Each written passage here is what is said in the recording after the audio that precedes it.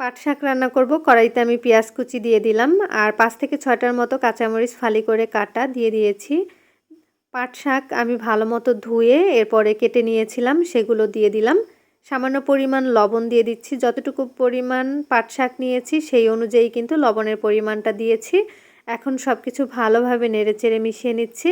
যেহেতু পানি দিয়ে ধুয়ে নিয়েছিলাম তাই পাট শাক থেকে কিন্তু অনেকটা পানি বের হবে। আমি ঢাকনা দিয়ে ঢেকে এরপরে কিছুক্ষণ অপেক্ষা করব। তো এখন আমি ঢাকনাটা তুলে নিচ্ছি আর পাট শাক এর মধ্যে কিন্তু সিদ্ধ হয়ে গেছে। দেখুন অনেকটা পানি বের হয়েছে। এই পানিটা কিন্তু পুরোপুরি শুকিয়ে নিব আর এই পানিতেই পাট শাকটা পুরোপুরি সিদ্ধ হয়ে যাবে। তো আমি নেড়েচেড়ে এরপরে পাট শাকটা রান্না করে নিচ্ছি। আর এই পাট শাক রান্না করাটা কিন্তু খুবই সহজ। তো পাট শাক কিন্তু অনেকে ডাল দিয়ে রান্না করে খায়, আবার অনেকে আছে ভাজি করে খায়। তো আমার কাছে দুইটাই পছন্দ। তো আজকে আমি ভাজি করে নিচ্ছি আর এর আগে আমি ডাল দিয়েও রান্না করেছিলাম, সেটা খেতেও বেশ ভালো লেগেছিল। এভাবে খালি ভাজি করলেও কিন্তু পাট শাক খেতে অনেক ভালো লাগে।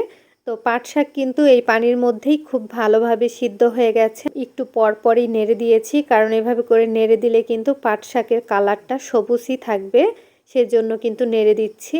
আর চুলার আঁচটা কিন্তু মিডিয়ামে রেখেছি। এবার আমি এই পাট শাকগুলো একটা বাটির মধ্যে তুলে নিচ্ছি।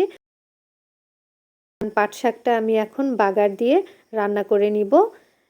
এই কড়াইয়ের মধ্যে আমি দিয়ে দিচ্ছি প্রায় 2 টেবিল চামচের মতো তেল।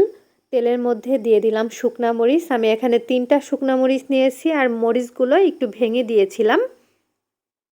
মরিচটা যখন ভাজা হয়ে গিয়েছে তখন দিয়ে দিলাম রসুন কুচি। আমি এখানে বড় সাইজের একটা রসুন কুচি করে কেটে নিয়েছি। এই রসুনটাও কিন্তু মরিচের সাথে কিছুক্ষণ ভেজে নিতে হবে।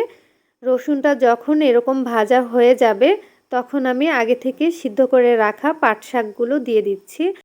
তো আপনারা চাইলে কিন্তু এ পর্যায়ে লবণটা একটু চেক করে দেখে নিতে পারেন যে হয়েছে কিনা। যদি না হয় তাহলে লবণটা আর একটু দিয়ে দিতে পারেন। তো আমি চেক করে দেখেছি, আমি যতটুকু পরিমাণ লবণ দিয়েছি সেই লবণে কিন্তু হয়ে গিয়েছে।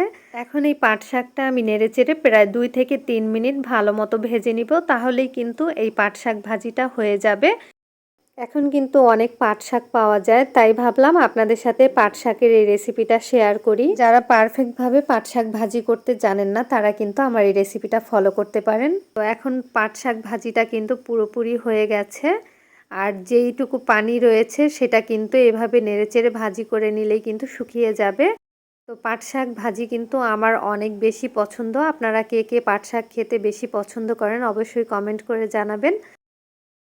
আবারও হাজির হব অন্য কোনো ভিডিও নিয়ে। সবাই ভালো থাকবেন, সুস্থ থাকবেন। আল্লাহ হাফেজ।